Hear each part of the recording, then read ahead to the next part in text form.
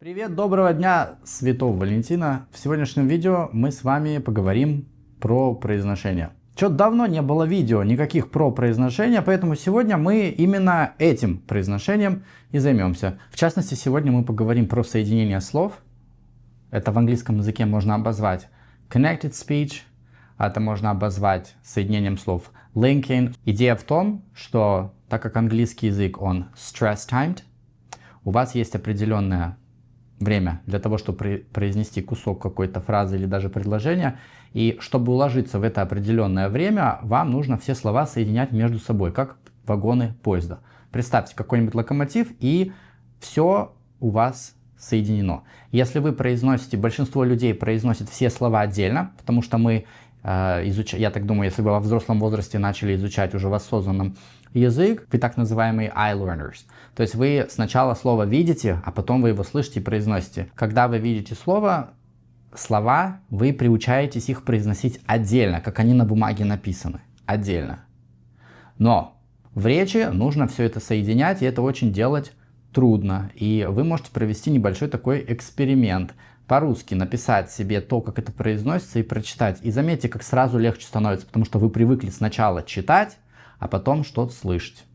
И очень многим студентам, когда они не слышат, когда им говоришь на слух какое-то слово, они просят его записать в чате, потому что им нужно сначала его увидеть, чтобы осмыслить, понять. Сегодня мы рассмотрим случаи, когда нужно соединять согласный звук с гласным, или когда на стыке у вас есть два гласных звука, и как их между собой правильно соединять. Я напоминаю, что ваш акцент — это ваша визитная карточка. Звучать как носитель цели у вас быть не должно, unless you're trying to be a spy or a Hollywood actor or actress, and you're aiming for a certain particular accent for your role. Если вы не относитесь ни к одной из этих категорий, то вам нужно просто стараться приблизиться к той мелодике и к тому, как это делают местные. Когда у вас произношение соединения слов происходит так, как делают местные, этим местным вас легче понимать. Ну и когда вы знаете, как это происходит, в обратную сторону тоже работает. Вам легче понимать все то, что льется на вас из экранов телевизоров или где вы там чего слушаете. Напомню, что когда у вас на стыке два гласных звука, в частности, рассматриваем случай, когда у вас звук О или У, то есть это заднего, звуки, которые в задней части ротовой полости происходят. Если у вас фраза, например, go over, мы ее соединяем вместе через небольшой звук W. То есть не чистый звук W, go over, быть такого не будет, потому что это будет неестественно и трудно произносить. Go over, go over, go over. То есть у вас есть дифтонг go и over, тоже дифтонг. Поэтому на стыке два гласных звука. Будем их называть U и O. Go over, let's go over, go over, go over. Губы у вас немножко округлены будут. Когда у вас звук У, например, to opt out, чувствуете, как у вас небольшое движение губами создается, и вы воздух как бы хватаете, как рыба. To opt out. Это как раз то, о чем я говорю. Немного, чуть-чуть совсем. Следующий случай, когда у вас два гласных звука на стыке, это, например, в такой фразе, как «добрый вечер», in the evening. У вас получается the, первый звук и evening тоже на и, там два одинаковых звука. Между ними будем ставить и краткий. Сейчас буду утрировать. The evening. То есть у вас должно быть the. Если вы не соединяете, у вас будет такой разрыв, как будто вы идете и спотыкаетесь об каждый камень. The evening. А если говорите неправильно, то у вас может вообще быть the evening. Да? In the evening. In the evening. In the evening. Возьмем другой звук. Возьмем разные гласные звуки. Например, и плюс The apple. The apple. То есть, смотрите, the apple, если вы произнесете чистый звук получается, вы не соединили. Почему так происходит? Потому что, когда вы соединяете, у вас превращается в из-за вот этого маленького звука The apple. Согласный звук с гласным. Классическим примером является окончание прошедшего времени ed. Например, picked up. Очень часто произносится учениками отдельно все picked, потом up. Соединяем pick. И последний звук всегда англофоны двигают к следующему слову. То есть, если мы, когда читаем, и у нас в головах, и в мозгах это два слова pick, и потом picked, потом up, то для англофона это будет pick, потом вы берете вот этот звук t и двигаете его к up, tap. Pick, пауза, tap.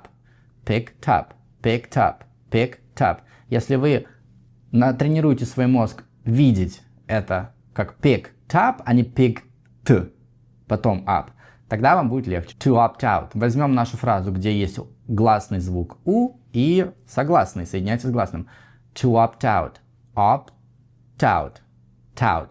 То есть у вас должно отчетливо слышаться tout. Также, если вы это будете правильно делать, то вас будет понимать гораздо легче, потому что будет слышно, что вы говорите окончание прошедшего времени. Dropped it. Dropped it.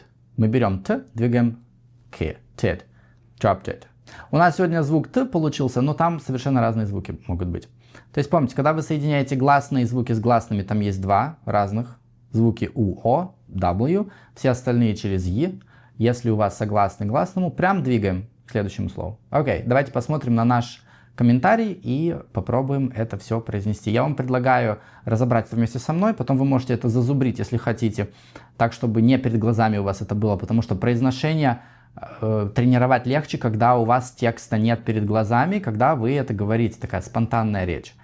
Перед вами комментарий, я уже не помню, где я его нарыл, ну, с какой-то целью нарыл. Здесь, в общем, есть полезные выражения, я вам помогу с их переводом. Вы можете, прежде чем мы начнем практиковаться, поставить видео на паузу, прочитать, попробовать перевести, понять общий смысл. Я вам сейчас его говорю. Здесь человек жалуется на своего телефонного оператора, это carrier, последнее слово в комментарии, и говорит, что, в общем, мне предложили там не то, что мне бы понравилось. Это все актуально для США, и понять вы его сможете, оценить по достоинству, крик души о помощи, если вы здесь находитесь. Окей, нам сейчас нужно найти примеры того, как согласные звуки будут соединяться с гласными звуками, а гласные звуки будут переходить в гласные звуки. Ну и первый пример, где это происходит, вы соединяете слово bill с is. My AT&T bill is. Вы можете соединить bill is, либо сказать просто bills. My AT&T bills currently. В быстрой речи, скорее всего, просто произнесете bills. Bills. И звук z будет звонкий, потому что L оказывает на него влияние. It's currently $223 for 3 iPhone. И следующий пример, это тройка соединяется со словом iPhone. For 3 и маленький и ставим 3 iPhone 14 Pros that we've owned. Следующий пример, we've owned. Мы должны соединить в с звуком а. Owned. O. O. С дифтонг O. We've owned. Помните, вы делите we, отделяете, вернее, with от we, получается у вас первое слово we, и дальше owned, это как бы само по себе слово отдельное. Owned for 3 years. Здесь просто бонусом вам кину, когда вы видите вот это короткое слово for, для, это не четверка, чтобы не было путаницы в речи. Обычно, когда оно окружено другими словами, его произносят как простое фырканье for, со звуком for 3 years. I went into. Мы здесь отбрасываем звук т, потому что если у нас есть кластер н и т, это по сути одна и та же артикуляция, мы имеем право это сделать. You don't have to do that, это не обязательно, it's optional. I went into the store the other day. Классический пример. The other. Давич пошел в магазин. The other. Два гласных звука на стыке мы добавляем срединный е. The other day. Ask him what the cost would be to upgrade. И как раз вот to upgrade to upgrade to 3 iPhone 17 Pros. Опять же, тройку соединяем с айфоном. 3 iPhone 17 Pros. These fools told me, well, we've given you every. Заканчивается у нас на у, звук U, добавляем небольшой W перед every. Получается you every. Giving you every discount possible. Trading. Здесь так, как будто кошку давите, немножко так противненько. Trading. Велярный звук н, то есть получается вы в горле зажимаете н, через нос у вас проходит воздух, не через ротовую полость, и соединяете trading. Соединяете это со звуком передним и среднего подъема. Trading. Но, кстати, к слову сказать, в зависимости от того, где вы находитесь в Штатах, в зависимости от того, какой субкультуре вы себя причисляете, многие могут не произносить вот этот вот велярный звук «н», а произносить обычный «н», который на альвеолах, и тогда вы с этих альвеол просто соединяете trading. Если вам так легче говорить, пожалуйста, be my guest. Your rolled phones. Your rolled. Помним, классический случай. Очень часто, когда звук «р» соединяется с гласным звуком, почему-то студенты не хотят его соединять, а просто произносят отдельно. Trading in your и old. Your rolled. Your rolled. Rolled. Помним, что в слове old у нас дифтонг. Old phones and giving you the best bang for your buck. Best bang for your «е» у нас не является гласным звуком, но тем не менее. For your buck, your new bill will be roughly $350 before tax, but I'm flap T делаем, соединяем с I, but I'm. У вас есть две опции, произнести I'm, либо but I'm, это на ваше усмотрение. But I'm throwing in, опять два произношения вида есть. Throwing in через велярный звук н, либо через throwing in two iPads. Two заканчивается на звук у, поэтому соединяем дальше с гласным звуком, добавляем небольшой W.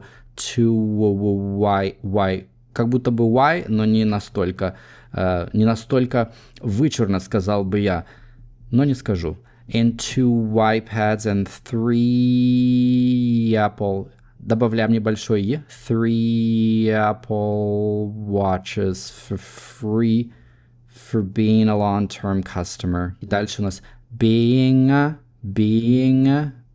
либо being, в зависимости от того, где вы находитесь, being long-term customer. I literally laughed. Здесь такая скороговорка. Yeah, switching carriers. Какие полезные выражения, которые относятся к high frequency, вы можете почерпнуть отсюда. Например, giving you the best bang for your buck. Это выгодная какая-то покупка. Это когда сочетание денег-качества полностью оправдано.